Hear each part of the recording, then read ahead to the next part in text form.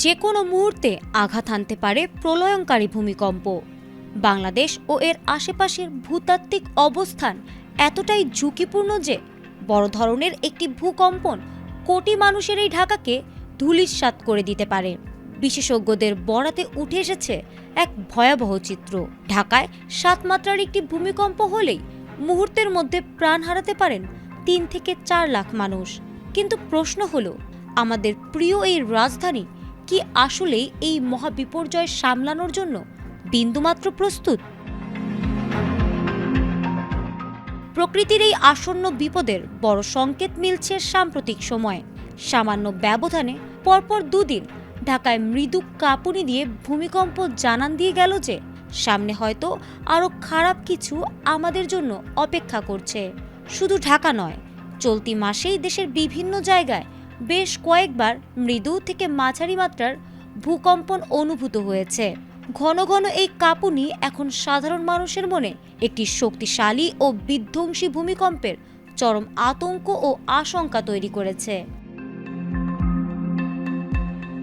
বিশেষজ্ঞরা বলছেন, ঢাকা ও এর চারপাশের ফল্ট লাইনগুলো দীর্ঘ সময় ধরে বড় ধরনের শক্তি জমিয়ে রেখেছে।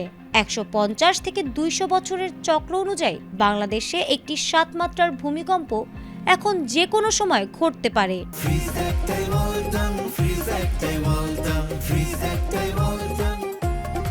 যদি টাঙ্গাইলের মধুপুর ফল্টে এই তীব্রতর ভূমিকম্প হয়, তবে রাজধানী এক মৃত্যুপুরীতে পরিণত হবে।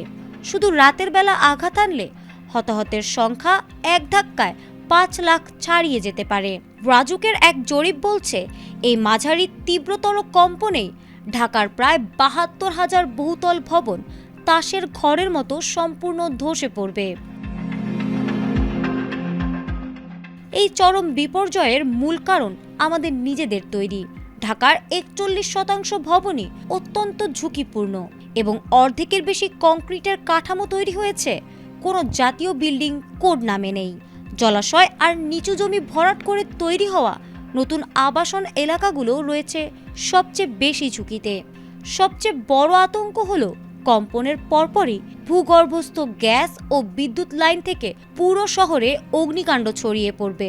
পুরান ঢাকা সহ বিভিন্ন এলাকার মাত্র ৩-৪ ফুটের সরু গলির কারণে ফায়ার সার্ভিসের উদ্ধারকারী গাড়ি ঢোকার কোনো সুযোগই থাকবে না। এই মহাবিপর্যয় থেকে বাঁচতে হলে এখনই সরকারকে কঠোর পদক্ষেপ নিতে হবে।